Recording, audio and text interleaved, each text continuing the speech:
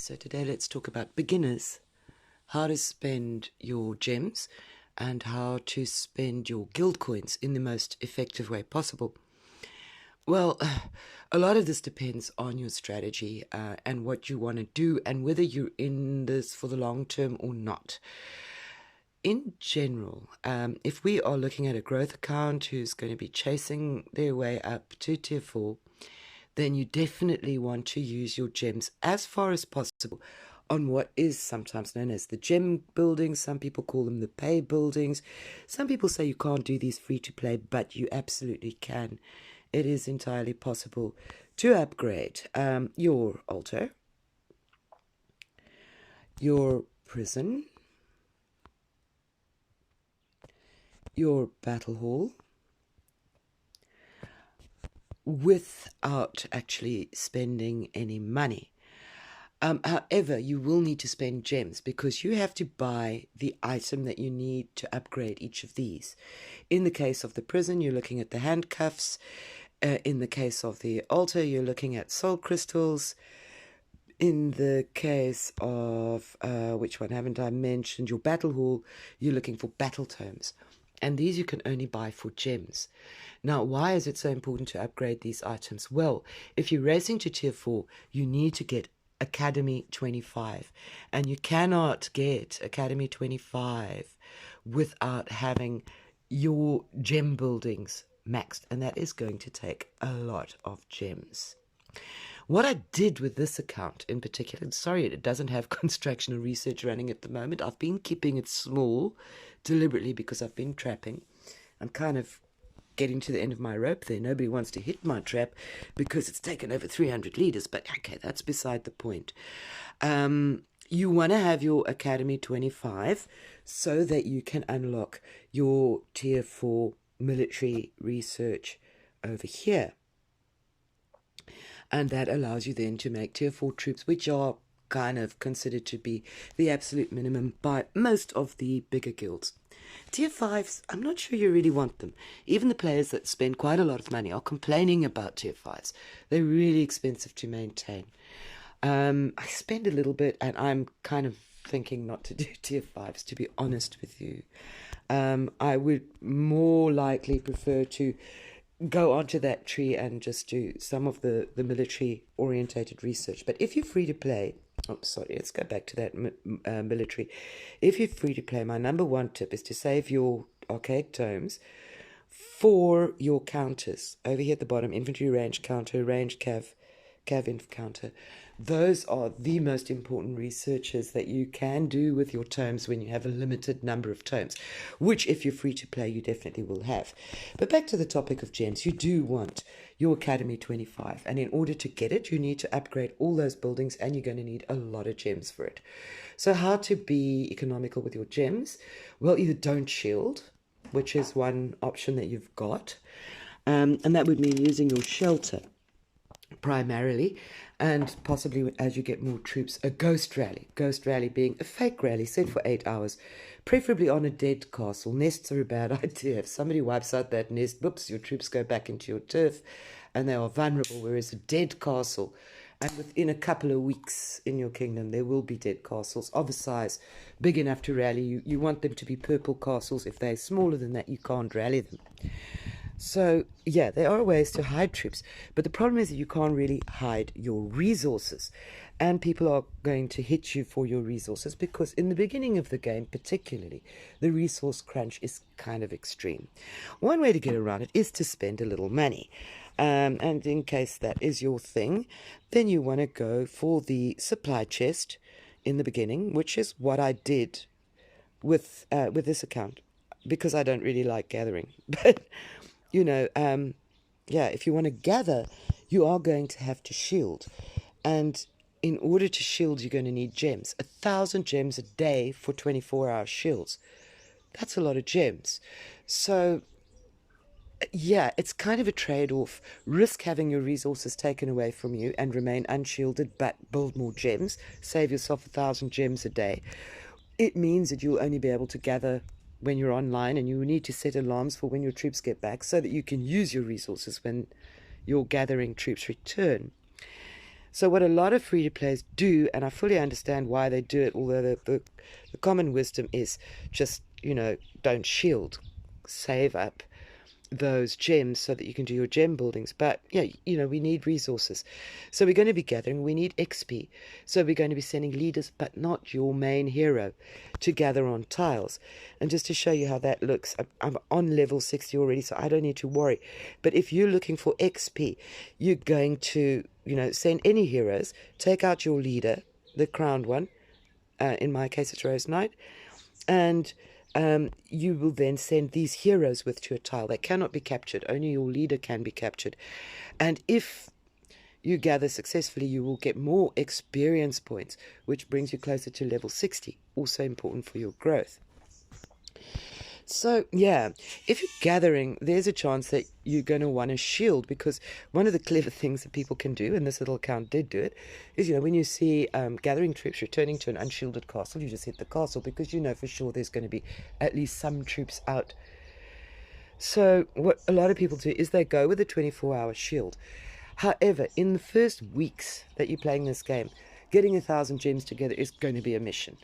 Later on, as your guild starts killing more monsters and you start getting more in your guild gifts over here, you are going to be getting gems, and you are quite probably in a good guild going to be getting over 1,000 gems a day, which allows you to save up gems, even though it is a little bit slower because you're shielding. So yes, you're going to probably need resources extra if you're not spending money. So the chances are that you are going to be either using 4 and 8 hour shields, which is really, really, really tricky to do. But, if you're a diligent player, you can get away with it. You can shield 3 times a day using 8 hour shields.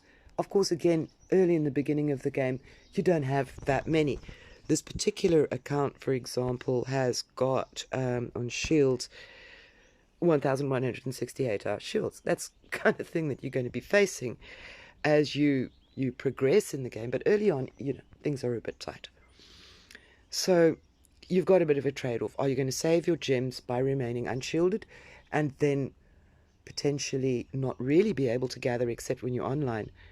Or are you going to shield, gather offline, and just hope your tiles don't get hit, but at least your troops won't get hit at the castle? I do understand shielding when you're a teeny tiny castle. What I used to do was to gather online so that I knew if somebody was trying to hit me, try and use the resources up as fast as I can so that I can save gems for those buildings. So, but yeah, initially you're going to be saving your gems primarily for your gem buildings. But if you want to shield, if you need to shield, you're going to be using shields. And 24-hour shields are the most economical. You go for 3-day shields, you're paying more per day. You go for 7-day shields, you're paying more per day. So it makes sense to set up a routine whereby you shield on a 24-hour basis, and you're probably going to use a bridging shield, usually a 4-hour shield, just to make sure, that you don't actually drop shield and sit around going, no, come and take me. So yeah, that is where your gems go, at least to begin with. What do you do with them once you've got your Academy 25? Well, now it's really up to you. But invariably, most people then use their gems on speeds, as well as things like buying tokens for Kingdom Tycoon, and maybe buying Holy Stars for Labyrinth up to a certain point. I mean, at the moment, this is a very, very nice thing to find in the Labyrinth. Let's just have a look at what it offers. And I mean, look at those. Those are the core materials, the very, very rare materials that you need to upgrade your gear. And all of these will be important to you. So, yeah. But that's after you've got your Academy 25. If you're in a hurry to get to Tier 4, you need to get those gem buildings up. Message of the story. When it comes to your guild coins, that is a little bit more difficult. There are people who say, and I understand their point, is use your guild coins to buy chests. And the chest that you're going to look at is the rare jewel chest, because your jewels are absolutely important to upgrading your gear. The only problem, of course, is that, yeah, they kind of you want only really attack jewels. You're not interested in siege engines, so you're really looking at ranged attack jewel, infantry attack jewel, cavalry attack jewel, and there are a whole lot of jewels. So you might not actually get something useful for that. Then the other thing that people say, well, I get this thing about the jewel chests, but what I say is, you're going to want to migrate at some point. And a migrate scroll is 810k coins. You want to have, as a beginner player, at least one migrate scroll. Depending on the kingdom you're in, it's going to go crazy within a couple of months, and your guild might look at migrating to find a more hospitable place for you to be.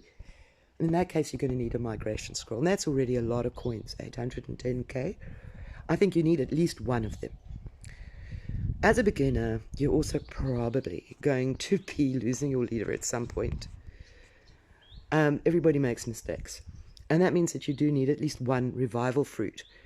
What is revival fruit for? When your leader has been executed by the person who took it prisoner, you need to either wait 7 days for it to come alive again, or you have to have a revival fruit to revive it instantly.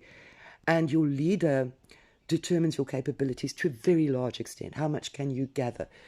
How much can you fight? What is your hitting power? How, do you hunt monsters? All of these things are, to a large extent, dependent on your leader. And that means having your leader alive is kind of important. So yeah, you want a revival fruit. Another thing that you might be using, particularly if you're sort of doing a bit of everything, you're doing a bit of growing, you're doing a bit of fighting, you're doing dark nests for your guild, whatever, you're going to want talent resets. And the reason for that is fairly simple. You have different kinds of talents. You have, if we look at talents over here, you have war talents down the left, and you have growth talents down the right. Broadly speaking, one of the growth talents that you do want is training speed, potentially. But you definitely want, construction research and so on. If you're going to fight, you're going to be looking at putting some of your talents over, resetting some of your talents over to things like squad defense, cavalry offense, range defense, infantry offense. These are the things that you need to fight.